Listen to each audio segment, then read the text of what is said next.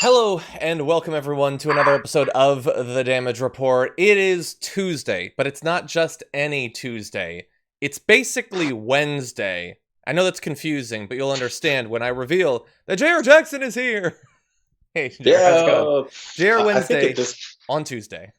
yeah, I think at this point, this has just become a normal potential side effect Kind of. of quarantine. So it could be Tuesday, it could be Wednesday. You find out on Tuesday whether or not it's Tuesday or Wednesday. Just saying. You never know. You never know. We try to mix things up. We want to keep you surprised Mhm. because what you need right now is shocks that come out of nowhere. Um, and, Damage and report is like a box of chocolates. exactly. You never know what story you're gonna get to, because sometimes you don't. Really fast, I saw someone acknowledged the great work of the graphics department in setting up our new pre-stream graphic, which looks very cool. And I just realized they have a little like lock symbol in the O in lockdown. Nice work, graphics department. Good job Oh, there. Yeah, that is pretty cool. And so, look, sometimes it's only up for like a minute. Sometimes I'm not ready to go, and it's up for 5 minutes. You never know. We're working on it. It's lockdown. I don't know. But anyway, JR, thank you for joining me. We got a lot that we're going to be talking about today. We're going to be talking about immigration, when states are going to be opening up, hydroxychloroquine. We've got awful people all over the place. So it should be a lot of fun. I love it. I love it too. And let's see. Everybody in the chat, if you could hit the like button, that would be great. I know I don't normally say that, so I'm going to mix it up by saying it today. But if you could do that, it would be great. Let's more people know about the show and all of that. And with that, why don't we jump into the first story? Ready.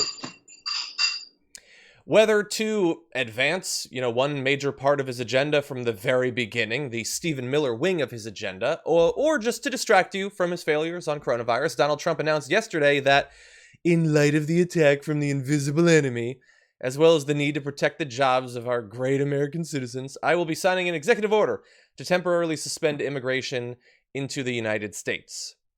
Like all of it. He's just signing an executive order to end all, because of the attack from the capital I invisible, capital E enemy. I know it's a small thing and I shouldn't get hung up on it, but it is the ramblings of an insane person to continue to refer to it as the invisible enemy. By the way, I saw Sean Hannity last night called it the invisible enemy as well. Because you have to be as crazy as the person you worship, or at least pretend to get paid. Yeah. And so JR, we got details, but it was just a bomb he dropped yesterday. Oh yeah, immigration done. We're gonna close that off.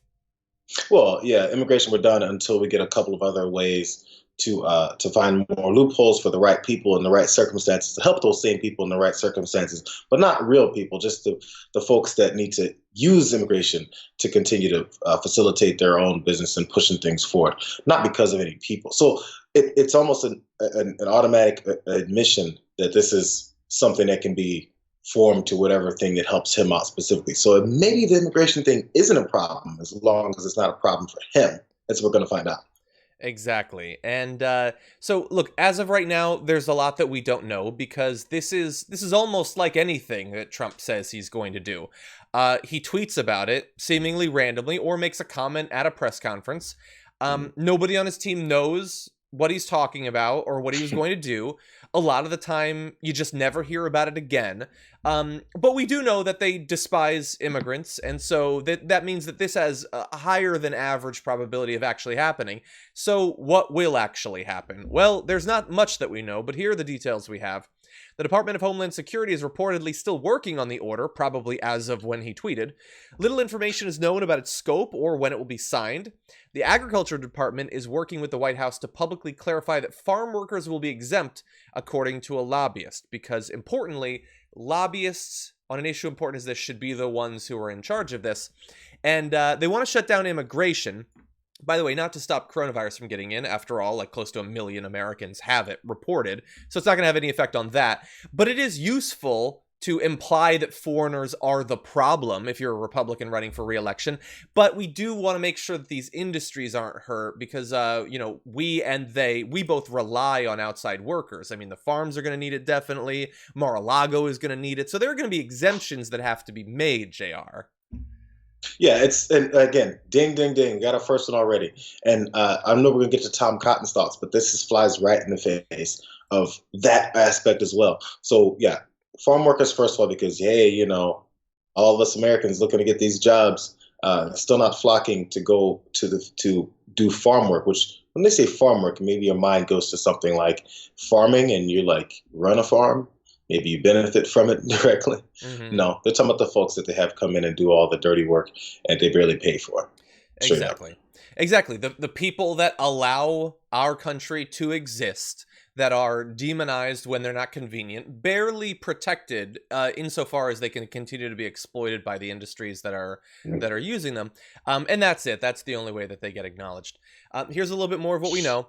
Other aspects of the order remain unclear inside the administration, including what legal authorities the president will rely upon in the order, and what other elements of immigration, including family immigration and potential exemptions, might be included. So, of course, what legal authority he will use to do this is a complete afterthought. And one would think that a movement that has been so harsh on overreaches of presidents when they go beyond what the scope of their power is supposed to be, they just tear into presidents for doing that. Now it's like, at best, an afterthought. And I have a feeling that Hannity tonight, his broadcast will not be, well, I want to know, what exact statute are you using? What code are you using, huh? You tyrant, you king? Kind of doubt that he's going to be saying that because it involves limiting immigrants. But we should also quickly acknowledge that, look, to the extent that this interferes with individuals' lives, families, things like that, it is going to be a tragedy. But there is only so much more it can do that because they have already been so successful over the past 3 years of drastically limiting all forms of immigration, not just illegal immigration, but everything. Stephen Miller isn't interested in any non-English legal immigrant from coming in. And that's seen by things such as the number of visas issued to foreigners abroad looking to immigrate into the U.S. has declined in the past 3 years by 25%. That's literally hundreds of thousands less legal, normal, 100% normal immigrants coming in. They have already been clamping down on that in every way possible. And so this is a disaster because it's part of a disastrous set of plans. But it can only do so much more because as long as they are in office, immigration is largely a thing of the past. Yeah, so when supporters of his are looking for maybe something to go on to his way to defend him on this, or he himself, he's going to push, he's been pushing for weeks, obviously, at these briefings, that, hey, you guys know from the beginning I limited travel from Japan. I'm from Japan. I limited travel from all overseas, and including specifically China, where it was coming from, and that's what we limited our numbers that way. Everyone was mad at me and said it was wrong and stupid, and look who's laughing now. So he's been pushing that for a while, because then he can carry that into this argument and say, you guys knew I was right about limiting travel from China, so therefore I can limit travel from any other, or immigration totally here, because I was right about that in the first place. He's been trying to set up that narrative so that he can have this as his next step. But you've got your worry is that too many immigrants are coming in and doing all these problems in the country and destroying things. But I thought you were just saying that we're trying to reopen our economy and everything's not that bad. So if everything's not that bad and we're ready to reopen the economy, why are you worried about limiting immigration? I thought everything was great, bro. I thought we're trying to get things started by before May 1st. If everything's about to get started before May 1st, why are we worried about immigration? I thought everything was great, bro. That is a devastating point. Like, we are ready to go right now. Every tanning salon should be open across the nation. We can't let one person from Mexico in, or the whole house of cards will come tumbling down. That is a devastating point. And again, so you're pointing out that that's obviously not the reason they're doing this. Mm-hmm. It is xenophobia and racism, and Tom Cotton provides a great example of that. So here is a tweet that he put out after Trump's tweet.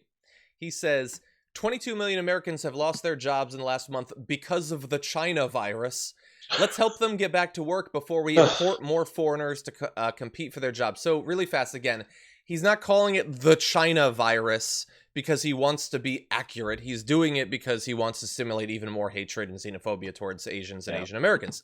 And really fast, Tom Cotton, there seems to be a bit of a misconception in your tweet. We are not importing foreigners because foreigners are not melons or televisions, okay? They are coming to be a part of our country, to contribute to our country. Socially, culturally, and in terms of their work as well. Financially, too. They are coming to do all of that because in the world, people move between countries. That's a thing that happens, that has happened for as long as we've had people and countries. We don't import them. They're not products. It's not supply and demand, okay? But he talks about it as that because, again, if you talked about them as humans, you wouldn't talk about them as products. You either see them as one or the other thing. I need specifics from Tom Cotton of which jobs he's talking about. Especially again right now, we're complaining about, as he pointed out, we're complaining about the number of jobs that have been lost, and in those fields, which ones of those jobs are going to be suddenly usurped by these immigrants coming in, and what percentage of that is happening? I mean, you're a senator. Maybe you have some information behind this. Maybe you have some kind of facts that form your basis of opinion enough to tweet about this China virus, as you're calling it. So go ahead and just give us the full facts. You're supposed to be a responsible adult. You can't just say random things. I don't know why I'm saying that, because we have a president that does that tenfold. So it doesn't really matter. Yeah, you know what? Let's turn to a slightly different angle on this, though. I happened to notice this morning and thought it was fun in a depressing way. Fox and Friends is covering Trump's, shut down all immigration plan that he's apparently going to do, and they are worried about the effect of it, but they're worried about it in the most tone-deaf way possible. You were talking about the farmers, and farmers here, many of them are here on work visas. Many families here, including mine, we have au pairs, and we rely on them. I go to work at 3 o'clock in the morning, so I need her there, and I need her in my house so that she can help me with my daughter. So many families rely on childcare from other countries. These au pairs come here on work visas. They have to go back to their country to get the visas renewed, and we've been talking in my house about how that's going to happen. So these are all things, these are questions that we have that hopefully the president will roll out a plan, and we'll all be informed on how this is going to affect all of our lives. Okay. Meanwhile, all of our lives. Well, let's be very clear. Not all of our lives. How is it going to impact our lives if it stops us from having our servants, basically? So the first thought she had is, I have a servant. The servant might not be able to stay with me because of this. And she talked about it as, I need her to help with my child. Not her life will be thrown into chaos potentially as a result of this. Her life will be thrown off the rails, all of that. It's, I need this servant to continue to serve me, and this might inconvenience me briefly. How will I? By the way, I had to look up au pair when I first saw that, because I don't know. I don't know if that's a fancy term, or if you can't call it a nanny, or if that falls specifically in the case where you have a nanny that's coming in from another country to take care of your children. But yes, it's a fancy term. Yeah, so it's a fancy term because for some reason, can you go ahead and explain the reasonings, Ainsley, for why you need a nanny from a specific other country to do the jobs? Is it because you're paying them less? I don't know. Okay, I'm not going to start speculating. But if you're not, then, per Tom Cotton, why are you snatching away Americans' jobs and giving them to these dirty foreigners then? Why? That's a great point. I mean, look, in reality, she might not. I have no idea, and honestly, I don't give a damn about Ainsley Earhart. I never have, never will. She might not be paying the person literally anything. Generally, in these arrangements, room and board is what you provide in exchange for them helping you out. There might be pay as well, but there might not be. And yes, almost certainly it's to get the person to help you more cheaply. And the thing is, honestly, like, if she was trying to make a general point that many Americans rely on the labor of people that are not U.S. citizens, she's right. She's not making that point, and she doesn't care about that. She only cares about how it directly impacts her because she's a conservative. But that general point is true, that this will be a continuation of a policy that is crippling fields that have long relied on non-U.S. citizens to make them work. And those people are, at best case scenario, ignored, if not outright demonized and targeted by administrations like Donald Trump's. This policy will be devastating to many people, including to the rich people that need them. But I don't give a damn about those people. I give a damn about the people who've made a life here. Yeah, isn't it weird? There's no pushback on his immigration policies and his hatred towards immigrants until it affects them. And I know we just pointed that out, but let's just go ahead and say it again. Now, what's Ainsley looking for? She's looking for answers, damn it. I need answers. I need situations on how we're going to do this. Mr. Trump, I come in every morning to kiss your butt on this air. I get up at 3 a.m. Who's going to take care of my kid? Mm-hmm. So she needs some answers because she's part of the support group to continue inflating his ego to make him think he's done anything positive since he's been in office. So she's part of the Cox system. She needs to make sure that she's still getting her that her life is still moving in a nice flowing fashion until this whole thing gets straightened out. She wants answers. If anybody else wants answers, do you think the president's listening to you? Yeah. He's not listening to you. Yeah, and really fast to clear it up because as we both agreed on, it is a fancy term, not something that many people are familiar with. I didn't know until I was at least a teenager because I wasn't rich and didn't grow up around rich people. I think I learned it from Arrested Development. But so we've got people theorizing. One person says it means two of a kind in poker in the chat. That's not, nope. Someone says Trump needs to grow au pair. It's pretty good. But yeah, it is effectively someone generally from abroad who comes in exchange for, room and board, works with your kids and cleans and that sort of thing. But anyway, yeah, just so toned up. But this is the thing, like the media is filled up with people who are incredibly rich and literally rely on servants to help them with their daily lives. With that, let's move to some of these awesome super chats that people are being so supportive. While I'm reading these, if you're already here, as a couple thousand of you are, please hit the like button. If you get 1,000, there is a dog nearby. I can show you Abby, the pup. Zane says, I've got a dog hanging around here too, John. I still want to bring him over. Oh, great. Okay. If we get to 1,500 likes, he'll put the dog in a different room and shut the door. Zane says, sweet, JR Wednesdays early. Awesome. Thank you.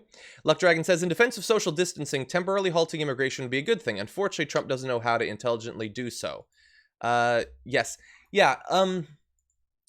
Look, the issue, like as I've always said, the issue is that the idea that you're just going to shut out literally any vector whatsoever for the disease is just not going to work. And there's been no group of politicians who deserves less benefit of the doubt on this topic when they clearly have just been trying to use anything that happens as an excuse to shut down immigration. Right.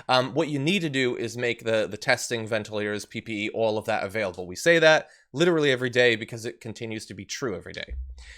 Karen says, JR is hot. That's the whole super chat. It just says that.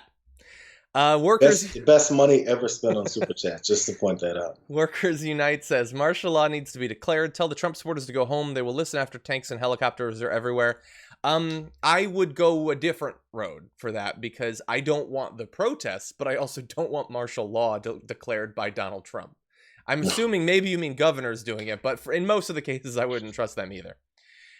John Chavez says, so if us people of color protested this immigration ban with guns in hand, would we be treated the same as the ones protesting the shutdown? Don't test it. I think he's answering his own question with that question. We know that answer. You've probably seen the pictures of like people like walking into the Capitol building holding assault rifles. Not on their back or anything, just they're holding assault rifles with skull masks and full black.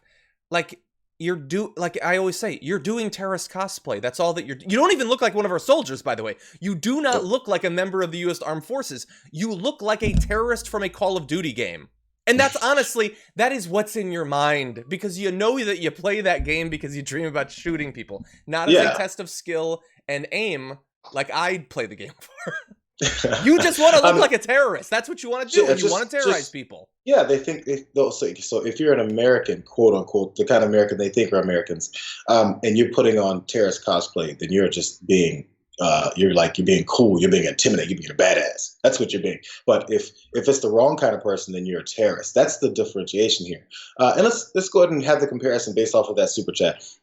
If black folks protested and put masks around their face and held guns, what would happen? Hey, we've got black people that are in Walmart with masks around their face and no guns. Actually, with some money in their pockets, looking to shop, maybe survive this whole thing.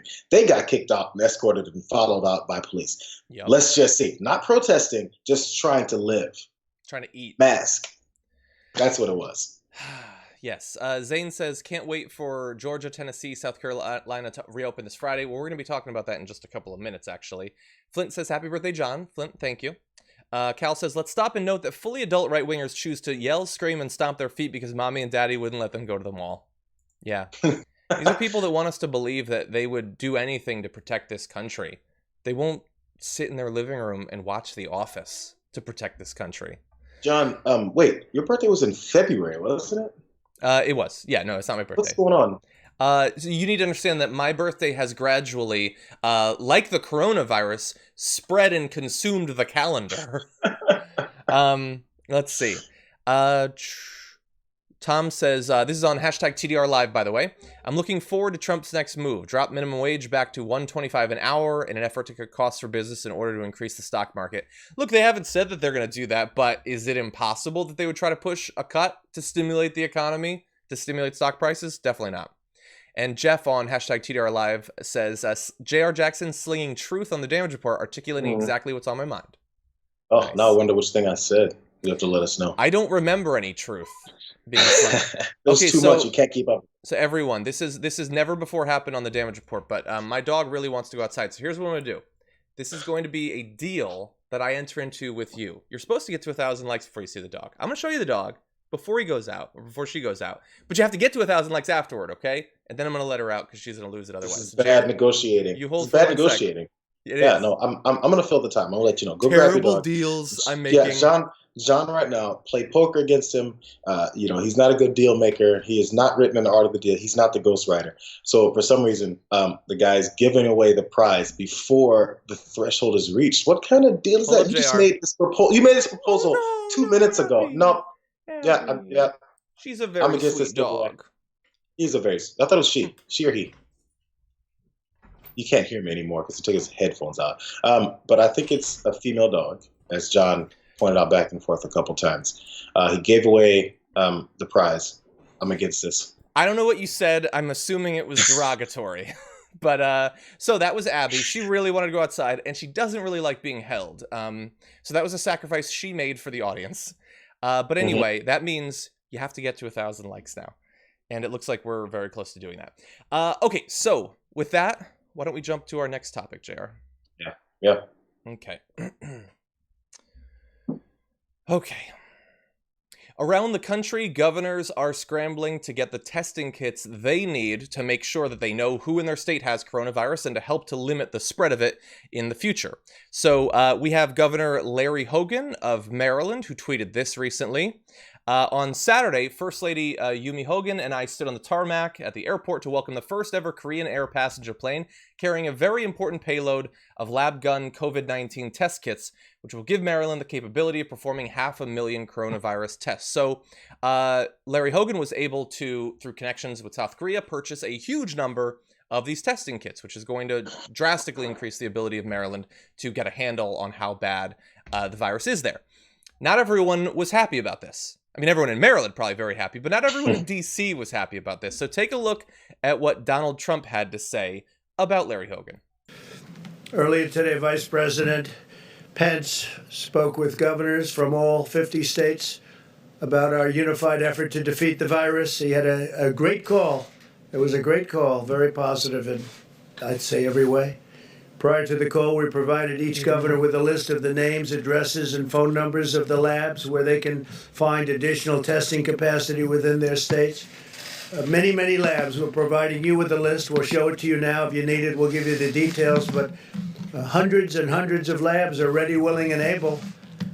Some of the governors, like as an example, the governor from Maryland didn't really understand the list. He didn't understand too much about what was going on. So now I think he'll be able to do that. It's pretty simple. But they have tremendous capacity, and we hope to be able to help him out. We'll work with them and work with all of the governors. States need to assess their complete inventory of available capacity. Some states have far more capacity than they actually understand, and it is a complex subject, but some of the governors didn't understand it. The governor, as an example, Pritzker from Illinois, did not understand his capacity. Okay, so we're going to have a bit of a back and forth because this is going to get dramatic. It's going to have some drums, and it's going to have a bit of shade at the end. But there, he purchased the kits. Trump is spreading this list of labs because no one in any of these states has Google. They can't look it up. So he's helping them a lot by giving them labs. And then says he didn't understand what the list of labs was, like just attacking him. Then says all of these states have capacity that they don't even understand. Trump somehow knows the capacity they have. They don't. But they're going to learn it. He's going to explain. Because they're the ones who don't understand capacity. Not like Trump, who doesn't understand the capacity of his own brain. And that there isn't much. But anyway, so we're going to have some back and forth. What are your initial thoughts, JR? Well, yeah, okay. So this is actually a very mild criticism for Trump style criticism from on Hogan, and I can't remember the other governor's name that he called out, but he said they didn't understand. Man, I was like, whoo. We kind of skirted by light here today, because usually you'd be idiots who don't have a brain, and I can't believe you're here, and how dare you? Well, he is a Republican, so maybe that's why the initial attack was kind of light, although still super condescending. I gave him a list, and he didn't understand what was going on. That's pretty condescending. Yeah, the push right now is just that he's not a very good governor without saying it. So he's kind of hinting. He's giving him like hey, listen, this could be much worse. You're a Republican. I control Republicans, so I can do whatever I want to you. And it's a warning shot. Yeah. Let them know I can do something more here. Well, warning shots. You know what comes after them? Shots sometimes. So let's go into the next shot. So he said that Larry Hogan has a chance to respond. Here's what Hogan says. Well, I don't want to get into criticizing back and forth, Wolf. The president was not on the call. I thanked Vice President Pence and the president's team, progress that they've been making. But I actually started off the discussion on behalf of the governors and thanked all of them for the progress in many different areas. I think what the president may be referring to is that they sent out a list to each of the governors of all of the different lab facilities in their states, which most of the governors already knew where the lab facilities were in their states. I happened to bring up at the beginning of the meeting, well, we appreciated that list. More than half, most of the ones that they sent me in Maryland were all federal facilities, including NIH and FDA and Walter Reed and multiple Fort Detrick and Aberdeen Proving Ground. So they were either federal health facilities that we've been desperately trying to get help from, or military installations, none of which were state-owned labs or facilities where we could actually do any testing. But I'm not sure what the president's referring to. I have a pretty good understanding of what's going on, and I appreciated the information that was provided by his team, but he wasn't there for, I'm not sure what he was trying to say. Yeah. So I appreciate it, really appreciate it. He kept saying that because, again, they're both Republicans, and he doesn't want to be viciously attacked constantly. But he says, no, okay, so you gave me a list, but more than half the list, I don't control it. Like, you need to make them available to us, which you haven't done. And the state-owned lists, I think he knows, after 2 months of a pandemic, what lab facilities there are in his state. Yeah, that's what he was pointing out for, too. That we already knew some of the stuff we were talking about with Mike Pence. By the way, Trump was not on the call, I think they've all pointed out. He was not on the call, so he's talking to Mike Pence. He said it was great. He congratulated them. He told them how awesome they are. He said thank you. And he doesn't understand why he's still getting attacked. Yeah, know why? Because you're dealing with someone who doesn't deal in reality. He wants you to continue to kiss his butt every chance you get. So if you say for half a second, hey, the testing isn't what the Trump administration said it was, because that's what Hogan did say. Oh my God, that's everything else that you said, all the rest of congratulations, all of the accolades that you've been highlighting of his, those just go by the wayside because you said one thing of fact that is against his propaganda. That's all it takes, Hogan, for this guy to turn on you. And number two, the whole point of all these guys is to get reelected. So Trump, of course, also is pushing the whole thing like, hey, I can, blow up your spot, say you're doing a horrible job. People in your state are going to hate you for it, because that's what he's setting up for. That's why he's saying he doesn't know what he's doing. He didn't understand what I was saying. I'm right. He doesn't know. That's an incompetent governor, and that can lead into then saying, you remember how Governor Hogan screwed this whole thing up? He's not the Republican you need. Let's go ahead and get someone else in there. And so Hogan has openly said on a couple of appearances how he's trying to make it seem like we don't know what we're doing, because he's worried about that. He's like, we have a grasp and we're doing our jobs. He's trying to point out that we're not doing our jobs. This is beginning to be the clash that's going to happen. Yeah.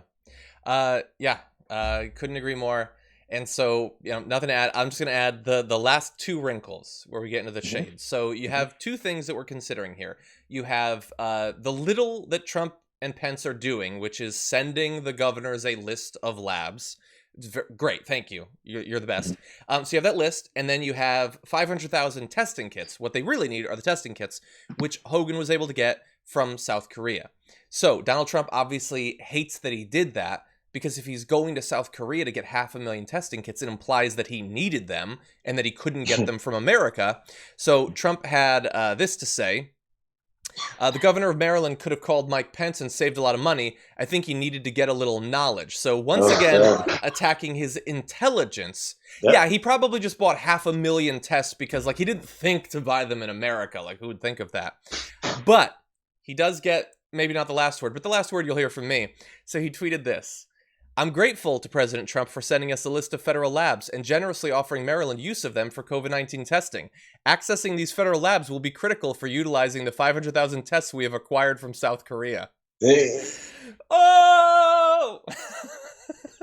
Thank you for giving me a room to use the thing that I needed that you wouldn't give me, so I had to go to goddamn Korea to get it. It's great that you gave me a place to put the kits I got. You worthless dirtbag. Let me see if I can recreate the GIF.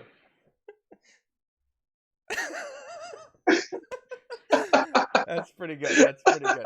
Yes, it's good. Now look, Hogan's a Republican. This is probably the only thing I'll ever agree with him on or support him on. But he does at least appear to care about stopping people in his state from dying of coronavirus, which is novel coming from a Republican these days.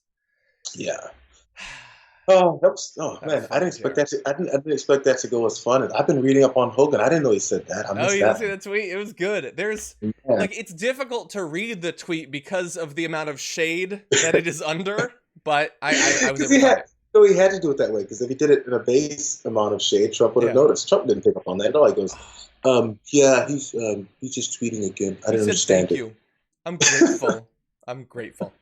Okay, so some super chats. Let's see. Recovering Pagan says it's increasingly difficult for parody, especially Trump parody, to keep up with real life, but real Gold Ducat on Twitter is still good for a giggle. So that is a Star Trek reference. I'm assuming it's a Star Trek parody account of Trump. That's just for JR's purposes. Joyce, I had no idea. I tuned out. I didn't know what we were talking about. Joyce Blizzard says she's a slave owner. Continued. Well, you know, it's more complicated than that, but certainly she is relying in a very tone-deaf way on servants in a time when that servant is probably terrified of being, you know, sent away and potentially getting coronavirus. Charlie says, open carry equals Tiny Johnson. That's funny. Lil Yumper says, great show as always. Jer and John are awesome. Thank you, Lil Yumper. You remain awesome, as you've been for a long time. Rob says, I'm beginning to think that maybe, just maybe, it's not actually your birthday every day. Don't think that way, okay? You gotta believe. As long as you send gifts, you can do it every day. Which Karanik did, sent us a shocked love eyes emoji, and Knowledge Equip sent us a #1 fan emoji. Thank you. Okay, Ike says, hey John and JR, longtime viewer. A suggestion for a board game, John. World of Warcraft, the board game, my favorite RPG board game. I have not actually played Warcraft, the board game, but I will look at it. A board game. Thank you for the suggestion. JR, there are two things available in this coronavirus pandemic lockdown to keep us happy. One is board games, the other is dogs, and you have forsaken both. How have you forsaken the video game part of this stuff? That's true, and I also use that. Hilltop says, I'm in Maryland and I'm very happy our governor took initiative that Trump a few days ago was demanding until it made him look bad. Yeah, Trump has been saying we're the backup. They need to be taking care of this. They need to be doing it. Well, he did it. Why are you so pissy about it? DJ says, my daughter was born 3 months premature. Only one parent is allowed to visit the NICU starting Wednesday. So today's the last day I'll see her until July. Oh my God. That is brutal. No, and just for comparative purposes, my kid was born and I got to hold him first and do all that stuff. My wife was going through childbirth. So even that, those however many 10 minutes that she didn't get with him at the beginning, she'll never forget that she didn't get that. You know, and so let alone a few months after your kid is born. Yeah, it's devastating. Man. Yeah. Let's see. Okay. Let's see. Gabby says, what if we get to 2,000 likes? Timo hat? That is an old school reference to my Twitch stream from a billion years ago. No, Gabby. You're not getting it. Tom says on hashtag TDR Live, au pair, definition, a person you import like a box of cheese to do the work you were too repulsed to do, pay less than minimum wage, confined to a closet-sized room, and have the ability to dispose of the moment their presence becomes unnecessary. Yeah, I mean, I'm sure some people have very good, you know, experiences with it, and a lot don't. So, Thank you for acknowledging that. Okay, with that, why don't we jump back into the news? Things are going to go in a bit darker direction. Georgia Governor Brian Kemp, remember him? He was the guy that just learned that you can transmit this without symptoms like a week ago. He's been following this pandemic very closely, and perhaps that's why he's announcing his new move. It's an exciting one. On Monday, he announced that gyms, hair salons, nail salons, barber shops, and bowling alleys will be allowed to reopen in the state on Friday, even as the number of coronavirus cases continues to rise. During an afternoon press conference, Kemp said that the statewide shelter-in-place order will expire on April 30th. However, he urged the medically fragile to continue to hunker down until May 13th. So let's be very clear about that. He wants bowling alleys to open up, not in a year, not in 6 months, not in 1 month, in a couple of days. And look, he has heard your concerns about the medically fragile, people with immunocompromised systems, those sorts of things. He wants them to shelter for 3 weeks. So he thinks as of May 13th, if you are at a high risk of catching and dying from coronavirus, in 3 weeks, you should just go to the bowling alley and play a few games.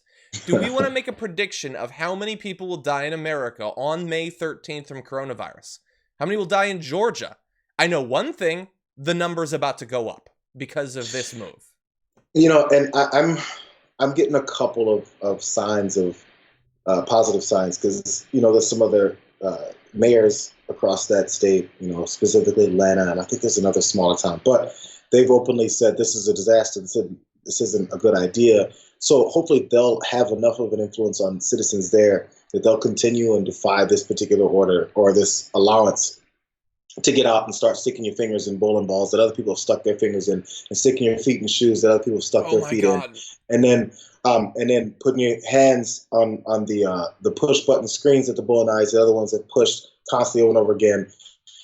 And then going and getting your fries and burger from the food stand and shoving that in your face right before you stick your fingers back into the bowling ball. I'm just saying, no, this is just a bowling alley. Yeah.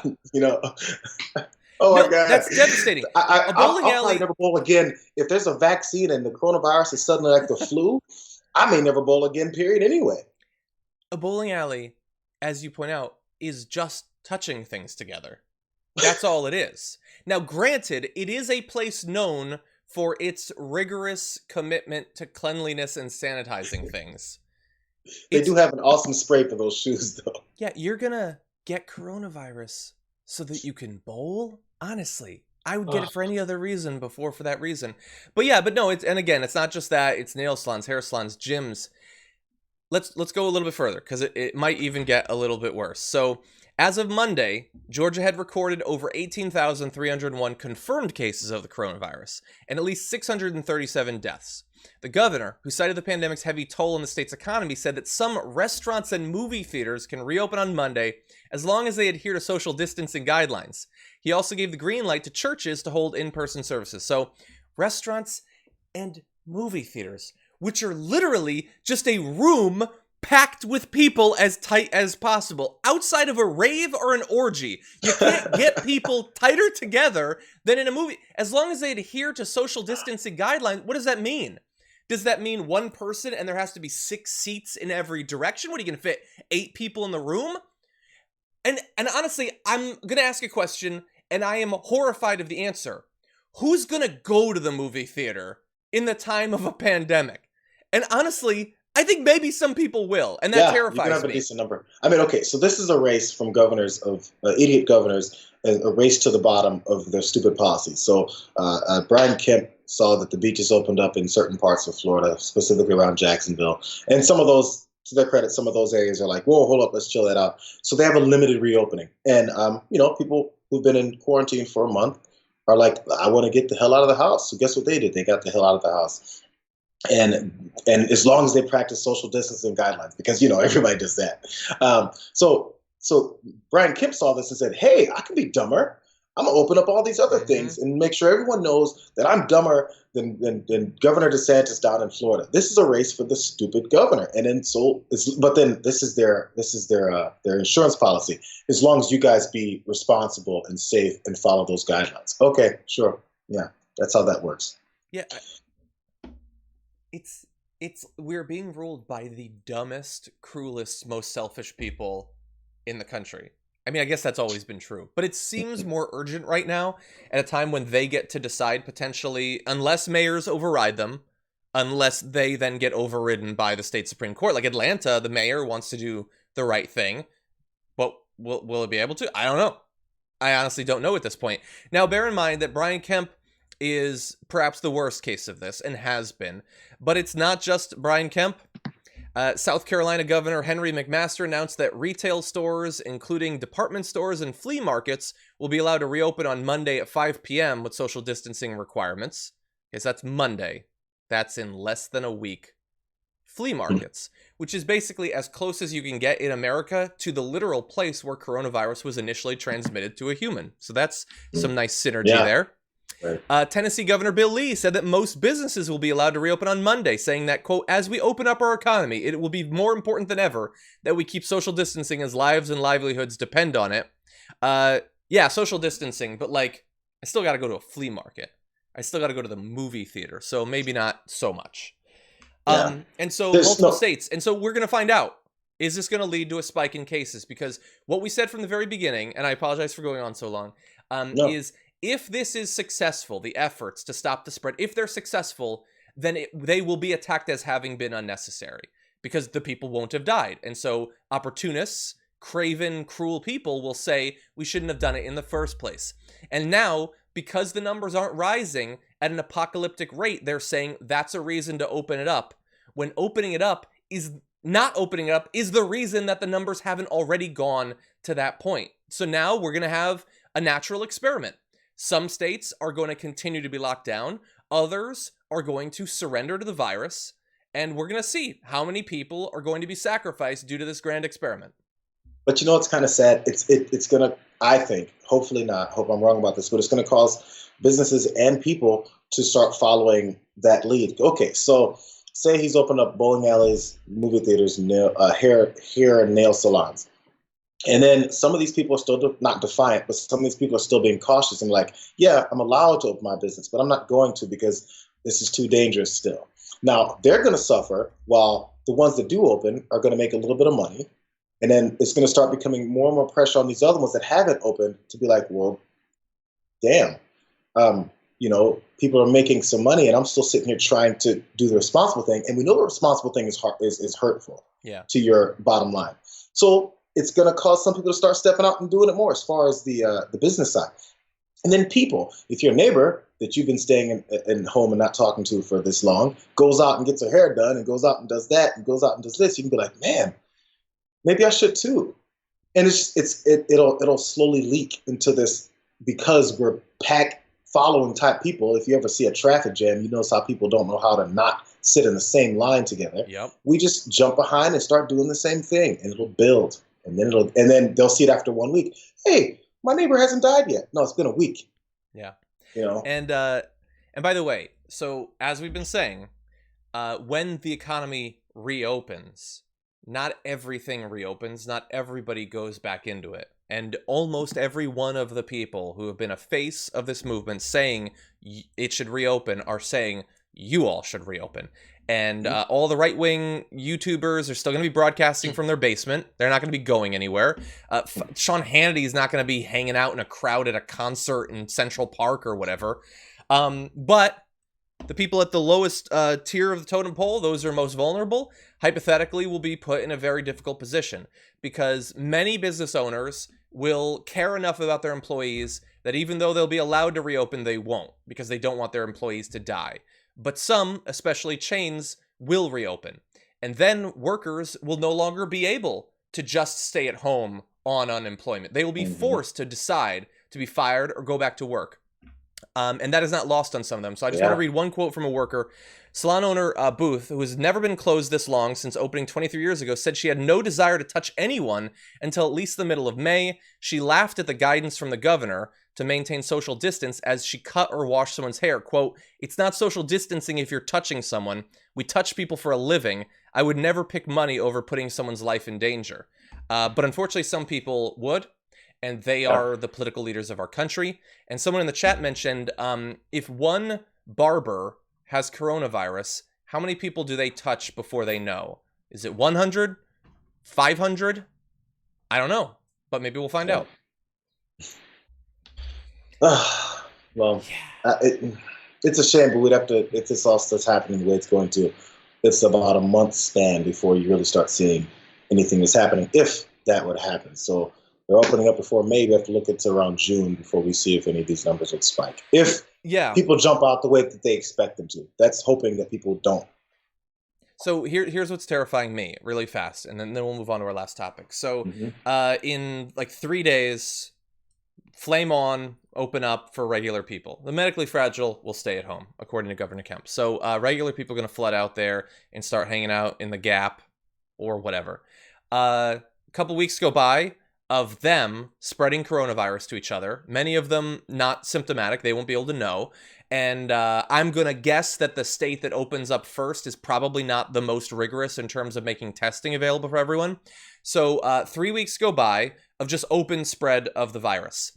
Then on May 13th, medically fragile people are advised to resume their lives by the governor, and they will enter into a state that has had multiple weeks to generate the maximum number of coronavirus cases.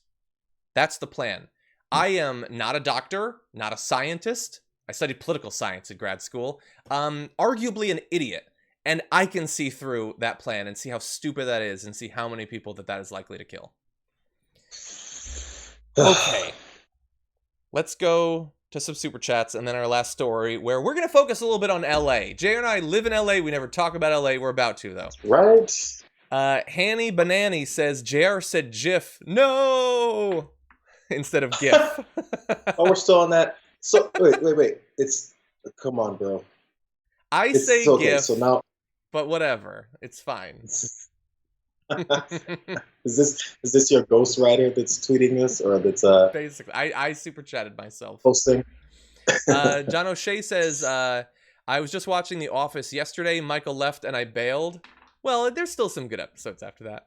The Sing in the Left says people who are protesting are being controlled by corporate elites who want the economy opened, are going to extend quarantine orders, like Kentucky, whose cases ballooned. Well, we do know that a lot of the organizations who have been financially supporting those protest groups are the same organizations that have put money into climate denial protests, the Tea Party, and stuff like that. It is the same billionaires that always back these. Canadian Girl, and by the way, if you want to know the names of those organizations, there have been some great write-ups recently, you can see. Canadian Girl says, don't know why people don't want to self-isolate. Our numbers are less in Ontario than expected because of all the government shutdowns. Well, I think a lot of people do. Like 81% of the country doesn't support this protest movement and won't willingly just go about their business just because they're told by someone like Brian Kemp that they can. Zane says, woohoo, movie theater orgy, I'm in, John. That is not what I was saying. Rob says, this is all to cut back on unemployment payments. I think, especially in the case of Brian Kemp, that is 100% true. He wants to limit how much the state has to spend because he's worried about how that's going to hurt him long term. And it's not that he's worried about criticism now. He's worried about whatever criticism is going to come from the whack job Republican that runs on his right in the next Republican primary. That's what he's worried about. All right. Yeah. Okay. Oh, there's a good number of super chats. Let's see. George says, why isn't it obvious FEMA's job to do the testing and data acquisition? Well, they still have to get the support financially from the federal government.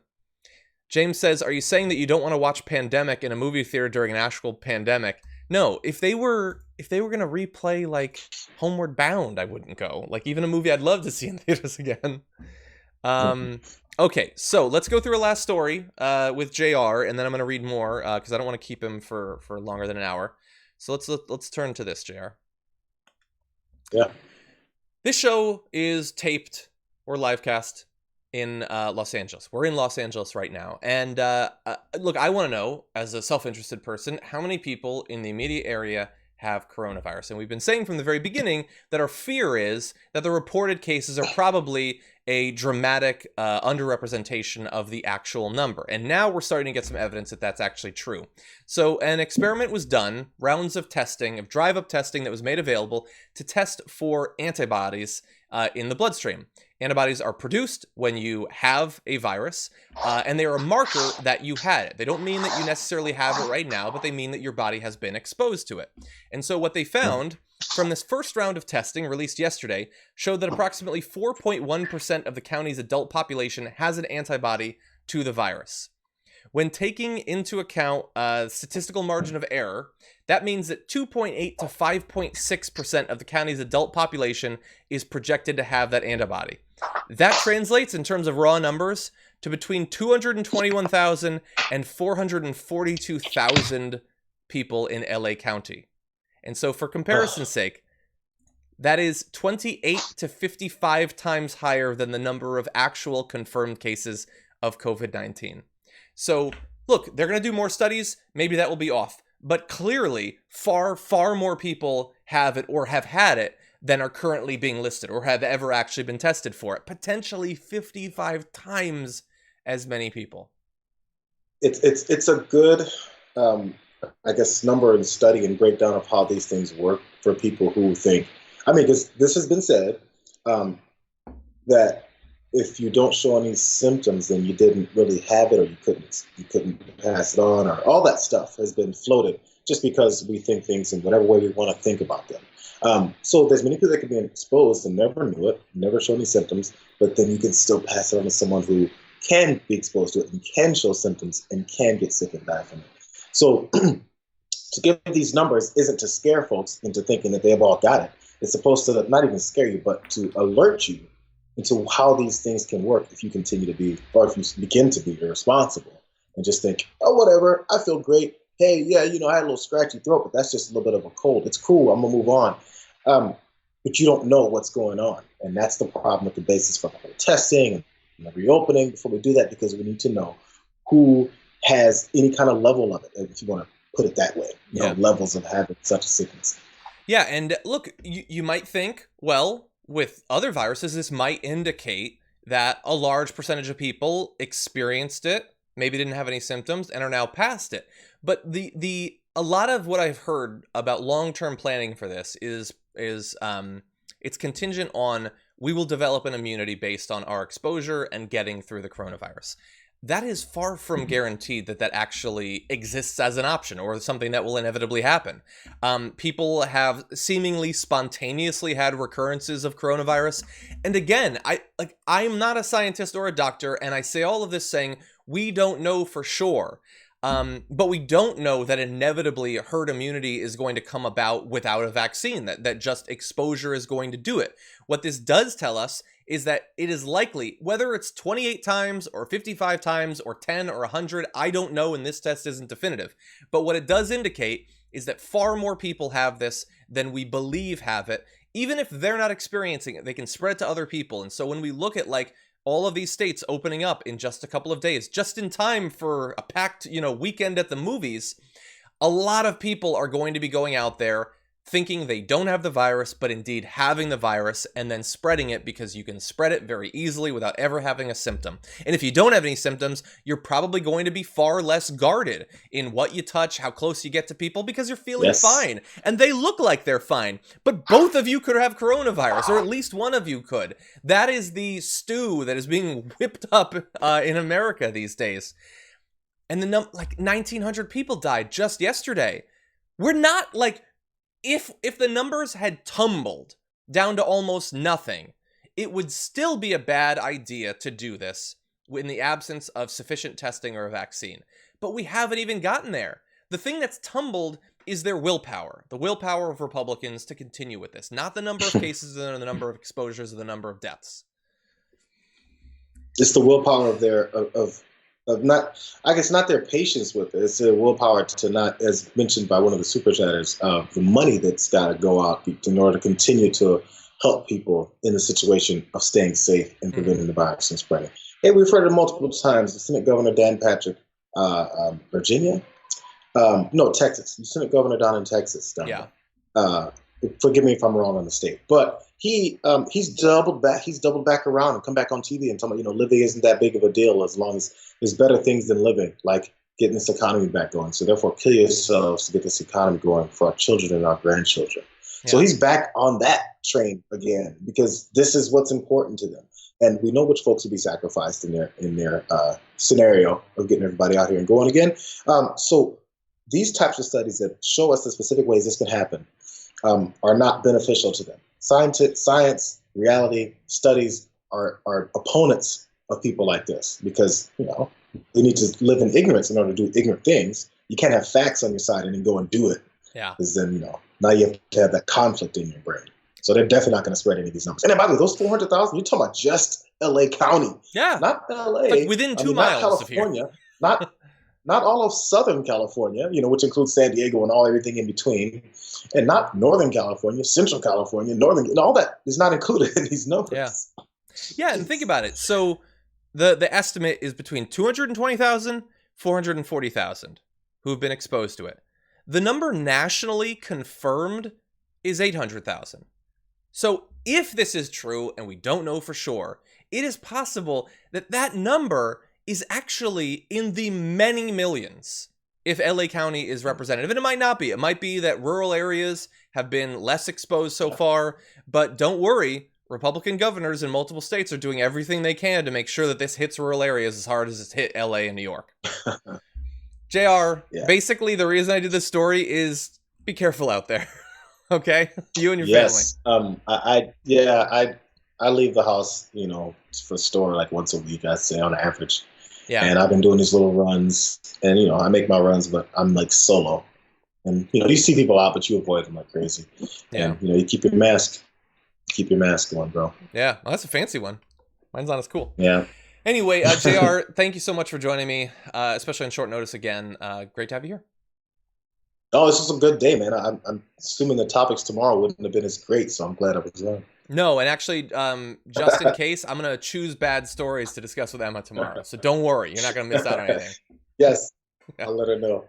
Okay, I'll talk to you later. For sure. Thanks, you guys. See you. Okay, everybody. I'm going to read a couple super chats, then we have one more story that I want to get to. So, in terms of super chats, Pixelated Bunny says it won't happen immediately because of incubation. Exactly, and that's why I tried to lay out that, it's basically, let's put off having the medically compromised people go out, but let's make sure that between now and then, we give them the worst situation to return to. Lily Umper says, very dumb to open the state of Georgia, basically leading to more people getting the virus. This also shows that they would rather kill you for the economy than give aid for small business and workers. And the thing is, because the only moves that are really being made are, damn the evidence, reopen the states, we have to fight back against this. But obviously, at some point, things do need to open up, and we know exactly what needs to be done before that can be done safely. And what needs to be done is very simple and not very expensive. Buy millions and millions of tests, distribute them around, track people's movements and their contacts, and test them frequently and freely for the virus. That's what needs to be done, but they don't want to do it. They want to reopen the economy, but they don't want to make it safe to reopen the economy. Strag says, we need to just give them a month. New York had 1 case on 3/1, 75,000 on 3/31. They had 240K cases last Friday. It's sad, but that's what they want. I don't want to see that happen other places. Jenna says, our governor is incompetent, our senators are corrupt. Send help. Georgia's not okay. Hoping for a big change in November. I wish that in 2018, there had been a different result. Keegan says, social distancing didn't work on protesters on Capitol steps. Well, they didn't do it. And we'll see in 2 weeks how many of them end up getting sick. Fred says, do you have or will you have something the opposite of the garbage people bit you do? Too many garbage people nominees. Yes, we are intending on doing that. Zane says, my wife's an LVN and is just now able to get tested. Exactly. It is still incredibly hard in many places. Although I saw today that the first at-home coronavirus test has apparently been approved by the FDA. Nainer says, they are creating a corona storm with multiple crazy waves. We are so screwed. Love the show. Thanks for all your team does. Thank you. Lawrence says, another clock of 14 days could restart after a spike. There's nothing worth buying that can kill you, family, and friends. Please use self-control before it's taken away. Exactly. Caitlin says, a month from now, Kemp comes out and says, I was not aware hairdressers had to touch people to do their job. Exactly. One of the most actively, enthusiastically ignorant people in the country is making this decision for people. Bart Kyle, who is managing the document that I'm reading these from, says, I don't think the dude would abide opening up bowling alleys now. That's true. Okay, so one more story that I've been wanting to get to. It's a complicated one, probably going to jump around a little bit, but this needs to be done. Okay. Sean Hannity was incensed yesterday at a New York Times article that appeared to link the death of one individual viewer of Fox News with his talk about coronavirus early on. Here he is. Witnessed more blatant, malicious deception, smears, lies, besmirchment from the mob and the media. Look at this article in the New York Times. It is entitled, "A Beloved Bar Owner Was Skeptical About the Virus, Then Took a Cruise." Times columnist, well, this woman's name is Ginia Belafonte, pretty much all but accused yours truly of murder. And claimed that because of something I said in early March 9th to be exact, well, Joyce decided it would be okay to take a cruise to Spain. Now, they claim he ultimately contracted coronavirus, didn't quite tie it to the cruise completely, and sadly he passed away. Now, this is where the New York Times slander begins. In order to smear yours truly, this woman exploited a man's tragic death. She willingly, maliciously, purposefully took something I said completely out of context, and as proven by all my past statements that the New York Times was very well aware of, and it gets worse. The remarks that she used, they were from March the 9th, again, taken out of context. It was also 8 days after Mr. Joyce embarked on his cruise. Those are the remarks she referred to in her slanderous piece. Okay, so there you're seeing Sean Hannity talking about a New York Times article that talks about this individual who died because he didn't believe that coronavirus was a big issue. So he took a cruise to Spain, which has been incredibly hard hit by coronavirus, came back, still didn't take it seriously, started to experience symptoms, didn't take it seriously, and eventually, about a week ago, died. Now, I will say at the very beginning of this, I have no idea if this individual watches Sean Hannity's show, and no one who talks about coronavirus is directly responsible for anyone's life. But I do have to respond to what Sean Hannity just said there, because I am seeing multiple articles going around saying, aha, the New York Times was wrong to pin this on Sean Hannity, because as he pointed out in that video, one of the comments that they cite in the article, I believe the only comment specifically from Sean Hannity, came about a week after he went on the cruise. But there's just a few issues with that I want to go through. One, article's not saying that he killed this individual. Article's not about Sean Hannity at all. It's about misinformation and the deadly toll that it can reap on individuals who believe the wrong thing. And what he is focusing on is it quotes early comments from Hannity's proclaiming that he didn't like the way that the American people were getting scared, quote, unnecessarily. He saw it all, he said, as like, let's bludgeon Trump with this new hoax. That is the comment that came about a week after he got on the cruise. And that is what he and all of the articles attacking the New York Times article have focused on. But that does not prove what they think it proves. First of all, as soon as I saw that comment came a week after the guy got on the cruise, it immediately occurred to me, perhaps it's occurring to you right now, okay, well, what did he say before the guy got on the cruise? Why don't we follow up and see? And so I decided to do that. I went back, and while I would have loved to have watched like a month of Sean Hannity's coverage, I would have literally killed myself during that, so I chose not to. I looked at the episode from February 27th. Here are just a few of the things he said 4 days before the cruise. Let's be very clear about that. The end is near, the apocalypse is imminent, and you're going to all die, all of you, in the next 48 hours, and it's all President Trump's fault. Or at least that's what the media mob and the Democratic Extreme Radical Socialist Party would like you to think. They are now sadly politicizing and actually weaponizing an infectious disease. Now, many on the left are now all but rooting for Corona to wreak havoc in the United States. Why? To score cheap, repulsive political points. Now, should we, let's look at this seriously. Left literally whipping this country into a frenzy, some promoting extreme measures immediately, close schools immediately, daycare centers, businesses, mass transit systems, and the cancellation of any large gathering. Now, if things do get dramatically worse, it may come to that. We are nowhere near that point as of tonight, thankfully. However, according to the mob and the media, well, your life is about to be horrible, and it's all Donald Trump's fault. One New York Times opinion columnist, actually, the New York Times, called the coronavirus the Trump virus. Thankfully, 0 people in the United States of America have died from the coronavirus. 0. Now, let's put this into perspective. In 2017, 61,000 people in this country died from influenza, the flu, common flu. And around 100 people die every single day from car wrecks. Of course it's tragic. But despite what you hear, the world is not coming to an end. Of course it's serious, and as the disease continues to spread, the president has requested billions of dollars in additional funding. He has appointed the vice president to lead the response. The vice president is calling on all Americans to work together to combat this infectious disease. Democrats, the media mob, they're having none of that. Instead, they're more interested in launching vile, vicious personal attacks for cheap political points. Okay, so Hannity wants you to believe that his conscience is totally clear because one thing from March 8th, quoted in the article, where he says this is a bludgeon being used to attack Trump, that happened after the cruise. The problem being that 4 days before the cruise, he said far worse and far more than that. He said, oh, the sky is falling, everyone's gonna die. That's what the libs want you to believe. They're weaponizing it. They're politicizing it. It is just a tool of the left.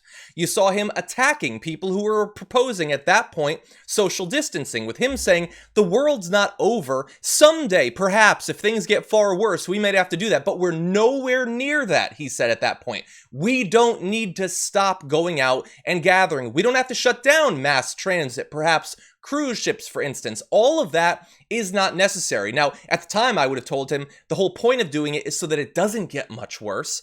But fine, he thought it was a stupid idea at that point. And again, I have no idea if the individual talked about in this New York Times article has literally ever watched Sean Hannity's show. But I know that if he did in the week leading up to his cruise ship, he would have been left with the impression that this is not a serious thing. He doesn't have to take it seriously. Things don't need to be shut down. And later in that show, the same show, Sean Hannity had Vice President Pence on, and Pence, among other things, said that the risk of coronavirus spread in the U.S. remains low thanks to Trump's decisive action, leaving viewers with the impression that the vice president has got this thing on lockdown. Trump is taking it seriously. You don't have to worry about it. And look, Sean Hannity is just one of many Fox personalities around this time that was talking about coronavirus exclusively as a tool being used to attack Donald Trump. Many of them used the word hoax, not to say that the disease itself was a hoax, but that the conversation around it, the panic around it, is a hoax. Many of them, you can go and see the big graphics they'd have on the side, that this is the left going viral. This is the coronavirus hoax, the smear against the president, all of that. If you were unfortunate enough, tragically, to have been watching Fox News to get your news during this time, you believe that the coronavirus was not serious. Okay? And so for this individual, if he was watching Hannity, that is what he would have been left with. And there's another flaw with Hannity's defense of himself that you saw earlier. He says that one quote, again, it wasn't just one quote, I just showed you a bunch of quotes from before the cruise left. He says that one quote happens after the cruise. So how could that possibly have influenced him? Well, the issue for individuals like the one who died in this story is that they didn't just get exposed to the virus because they believed it wasn't serious, and it didn't stop on March 1st. They continued to be misinformed by the people that they trusted, okay? And so I'm going to skip ahead. You have quotes from the family member. So from the daughter, who said, there was a way he might have avoided the trip, his daughter speculated. So this is before the cruise. If Trump had gone on TV with a mask on and said, hey, this is serious, I don't think he would have gone. When her father began to feel sick, he resisted getting tested. He didn't think he could have it, the daughter says, because he wasn't 100% confident that it was a thing. That means that long after that March 8th Hannity show, he still didn't believe that it was serious. He had the virus. It was beginning to spread in his body. He was beginning to feel symptoms, but he was led to believe that it wasn't serious. It's just the flu, they said so many times. And so he resisted getting tested. He resisted getting treatment. Okay? That is the tragedy that this individual, and again, I have no idea if he watches Sean Hannity, was so misinformed that it potentially cost his own life. There was one other quote from the daughter that I want to read. 7 days before he was admitted to the hospital, Joe and Kristen, this is the individual and his daughter, had an argument about the emerging public health crisis, which Kristen described as the only dispute she ever had with her father that she wished she hadn't won. Quote, he said, "Don't you think this is fishy? Do you know anyone who has it? Do you know anyone who's died from it?" And I said, "Dad, I don't know anyone now, but give me a week and I bet I will." And tragically, not long after that, her father had died. So after the cruise, after March 8th, he still didn't believe that it was serious. And many, many Americans didn't believe it's serious. And that is the true issue. It's not about one individual in one story, although that is a tragedy. It is about the pervasive, documented effect that Fox News and people like Sean Hannity had on their audience. And I will remind you, what have I been saying since the very beginning of this? Throughout this, I've been critiquing Fox News. What have I been saying? It's that their reckless disregard for the lives of their audience will lead to them being killed.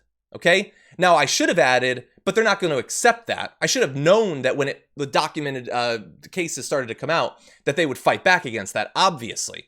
But I said they will kill their audience with the way they're talking about this. And now we're beginning to see those stories. And I will say, again, in terms of what was out there, when this guy got the virus, when he was thinking about whether he should get tested or not, what do Fox viewers, what did they think about how serious it was? So this is a poll from the time, okay? This is back in March 15th. So after the cruise, but before the individual tragically died, you can see there the percentage of each group who thinks that the news media has exaggerated the coronavirus outbreak.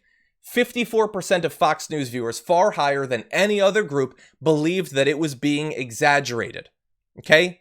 That is after all of this Sean Hannity stuff, they still believed that it was being exaggerated. They were disarmed. They were sent out there into the world to get this disease and to die from it because they hadn't been given the correct information.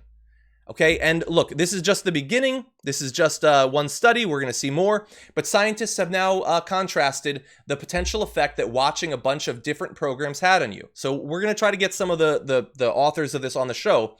But what these scientists looked at was if you were watching Tucker Carlson or Sean Hannity. Okay, so both of these people are Fox viewers, but which one did they watch the most of? And they found that consistent with differences in content, we present new survey evidence that Hannity viewers changed behavior in response to the virus later than even other Fox News viewers, while Carlson's viewers changed behavior earlier. Using both OLS regressions with a rich set of controls and an instrumental variable strategy exploiting variation in the timing of TV consumption, we then document that greater exposure to Hannity relative to Tucker Carlson tonight increased the number of total cases and deaths in the initial stages of the coronavirus pandemic. Moreover, the effects on cases start declining in mid-March, consistent with a convergence in coronavirus coverage between the two shows. Because around mid-March, Sean Hannity started to realize, dear God, I've made a horrible decision. And so he started to try to revamp the way he talks about it and rewrite history about the way he had been talking about it. And they have tracked the effect that that had on people's likelihood of getting the disease and dying of the disease. And again, I don't know if this individual watched Sean Hannity. I don't know if he watched Tucker Carlson. His family says that he trusted the president, he trusted Fox News. That's as far as I can go with this. But I will say that while we might not know the individual stories of all of the individuals who went out there and got the virus because of Fox News, they are out there. They got sick, many of them died, and it wasn't just that first wave. Right now, we're seeing the second, because Sean Hannity is right back to it. Not saying that the disease can't kill you. He's too scared to say that now. Okay, but he is saying the lockdowns are worse, your loss of freedoms are worse, your loss of the Second Amendment is worse, so we need to open things back up. Because they're not satisfied with the death toll from the first wave. They're doubling down now. And so that New York Times article, there's going to be a lot more individuals just like that because they're back again on Fox News to deceiving their audience and leaving them with the false impression that this thing is not a serious threat. And by the way, I'm nothing, okay? Journalists, go through all of Sean Hannity from February. Take a look at all the things that he said, okay? The opportunity that he had to arm people with the knowledge they needed and chose not to. I just provided the basic beginning of the receipts, but it's all there. Okay, I could talk about this for another hour. I'm not going to because we're already way over on our show, but thank you to everybody who stuck around for the full duration, the portion with JR, and this story was just myself. I really do appreciate you joining me there. I am going to do us all a quick favor. And unfortunately, the issue is that racists have been inspired by Fox News during this, because although Tucker Carlson apparently was telling people to take it seriously, what he wanted them to do with that knowledge was to start talking about it being the China flu and stuff like that. So arguably more positive. But anyway, thank you, everybody. I'm going to read just a couple more of the super chats that were sent in. Ian says, New Brunswick last had a positive test on Saturday. Look, I hope that New Brunswick and every other area can get past this. MPG is drinking either a cup of tea or a cup of blood. I'm not sure there. Zane says that his wife is getting the antibody test today. Hopefully we all have access to tests soon, so that's good news, Zane. Joseph says, did you hear Kim Jong-un is in critical condition? I've read very conflicting things, and I don't know exactly what to believe. That's one of the reasons we didn't talk about it today, is I wanted to see good information that wasn't immediately retracted. Let's see. Ike says, we actually talked just about the troll that was using hate speech, so I have removed that person from the chat, but thank you for letting me know about this. Okay, William says, some of us on the left also thought it was overhyped because they like to use flu season panic during November elections. We thought they were doing it early to disrupt the primary. We were wrong.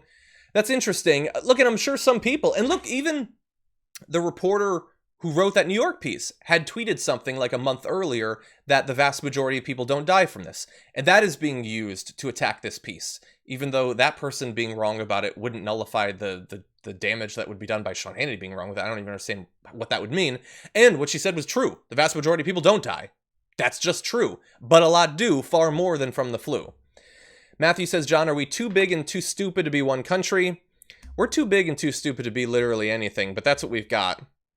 John says, Bald cried, not bail. Oh, Ball. Okay, not bail. Okay, yes. When Michael Scott does leave, that is very sad in The Office. Isaiah says, between PBS, TDR, and TYT, you all keep us sane. Thank you. And Corbin says, we lost 4 family members yesterday. How many more need to die to make people understand the severity? I'm sick of hearing about reopening for selfish reasons. Corbin, I'm so sorry about that. And it reminds me of very early on, when the number of deaths was still relatively low. I heard a story, I think from New Jersey, of like 4 members of one family that died in just a few days. And I remember reading one of the worst things was the mother like slipped into a coma, was not conscious, couldn't talk, couldn't hear, and got sick. During that time, her daughter died, and then she died. So she died never knowing that her daughter had died as well of the same disease. And it was just like, this was so long ago. And there are people today who take it less seriously than they did a month ago, who are more irresponsible than they were a month ago. Goldilocks says, the science is not there. Too many layers of social manipulation. I'm skeptical about the media's hype. Please watch the documentary Out of Shadows and search or interview Dr. Andrew Kaufman, please. Goldilocks, your concern about any of these is totally true. And that is why, even in the 2 cases, the 2 studies that I've talked about in this show, I said, these are not individually definitive. We were going to talk about the hydroxychloroquine, the VA study, and I will probably tomorrow. That is not definitive. We should always have skepticism, but the scientific method is the best tool that we have as a species to discover the truth. And I will take that over the proclamations of a Brian Kemp or Donald Trump literally any day. Let's see. Galfar says, so 300 Amazon workers are going to call out over the course of 3 shifts in multiple days. Here in North Kentucky, we have 7 Amazon warehouses with at least 300 workers per warehouse. If they want to do this to work, they will need at least 100 per warehouse to call it nationally, talking about, yeah. Yes, but perhaps the number could grow. And actually, we're in talks with 2 individuals who were fired by Amazon because of their speaking out about coronavirus to potentially come on the show. So hopefully we'll be able to do that. Cat Mando says, aren't studios holding back new releases? What are Kemp citizens going to watch in the theaters? That's true, and I don't think they're going to go anyway. Those are both off of hashtag TDR Live, which is one way that you can interact with the show live during the show. It's watched by our producers. They put it in a document for me, so it's a great way to communicate with the show as well. And everybody, thank you so much. It was a difficult show. These are dark topics, but I appreciate you staying engaged and being so supportive of the show during this. So thank you very much for that. And with that, I will see you tomorrow. Emma Viglin's going to be joining me. Should be a lot of fun. Also recording interviews. They're going to go up, not live, but they're going to go up on the channel later today. So you're definitely going to want to check the channel, subscribe, and hit the bell. With that, thank you so much, everybody.